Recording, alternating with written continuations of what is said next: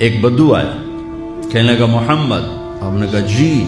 کوئی کتنی ہی بدتمیزی سے آپ کو بلاتا تھا، آپ کے ماتھے پہ بل نہیں آتا تھا. جی. کہنے لگا تیری 3 باتیں بڑی عجیب ہیں. آپ نے کہا کیا؟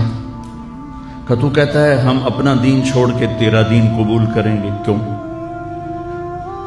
اور تو کہتا ہے یہ تیرے ساتھی روم اور فارس، پرشین امپائر، رومن امپائر فتح کر لیں گے، نانے گل تو روٹی کوئی نہیں، کپڑے کوئی نہیں. اور تو کہتا ہے مر کے مٹی ہو جائیں گے پھر زندہ ہوں گے. کوئی ہمارا باپ دادا آیا؟ کوئی آیا آج تک ان میں سے؟ تو آپ نے بہت مسکرا کے فرمایا لعل الحیات تطول بک، مجھے لگتا ہے تیری زندگی لمبی ہوگی اور تو دیکھے گا سارا عرب میرا کلمہ پڑھے گا، اور تو یوں بھی دیکھے گا کہ پرشین رومن امپائر ٹوٹ کے میرے شہر میں آئے گی.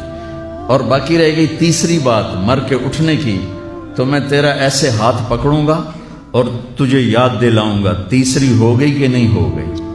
وہ کہنے لگا میں نہیں مانتا. تو وہ واپس چلا گیا. حضرت عمر جب مکہ فتح ہوا تو سارے عرب کلمہ پڑھ گئے، کہنے لگے بھی ایک تو ہو گئی. جب حضرت عمر کا دور خلافت آیا تو پرشین امپائر بھی ٹوٹ گئی اور رومن بھی، دونوں فتح ہو گئی. تو کہنے لگا بلی 2 ہو گئی یعنی 3 بھی ہو جاوے گی، چل پڑھ کلمہ. تو کلمہ پڑھ کے نا مسلمان ہو کے مدینے شفٹ ہو گیا. عمر رضی اللہ تعالیٰ نے اس کو بہت پروٹوکول دیتے تھے. جب وہ آتا اس کے لیے کھڑے ہو جاتے تھے.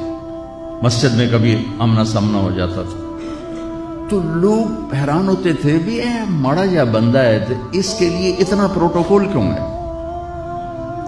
تو حضرت عمر نے ایک دفعہ نا ان کے چہروں پہ سوال پڑھ کے فرمایا تم سوچتے ہو گے کہ میں اس دیہاتی کا اکرام کیوں کرتا ہوں؟ کہ میں اس محفل میں تھا جس میں یہ آیا تھا اور اس نے یہ بات کی تھی. تو اس وقت میرے نبی نے اسے فرمایا تھا کہ قیامت کے دن تیرا ہاتھ پکڑ کے تجھے یاد دلاؤں گا کہ تیسری بات ہوئی کہ نہیں ہوئی. اور قیامت کے دن جس کا ہاتھ میرے نبی نے پکڑا جنت میں پہنچانے سے پہلے نہیں چھوڑیں گے. لہذا پکا جنت ہی آدمی، میں اس لیے اس کو عزت دیتا ہوں، پروٹوکول دیتا ہوں. میرے عزیزو، اپنے ہاتھ چھڑا کر نبی کے ہاتھوں میں دے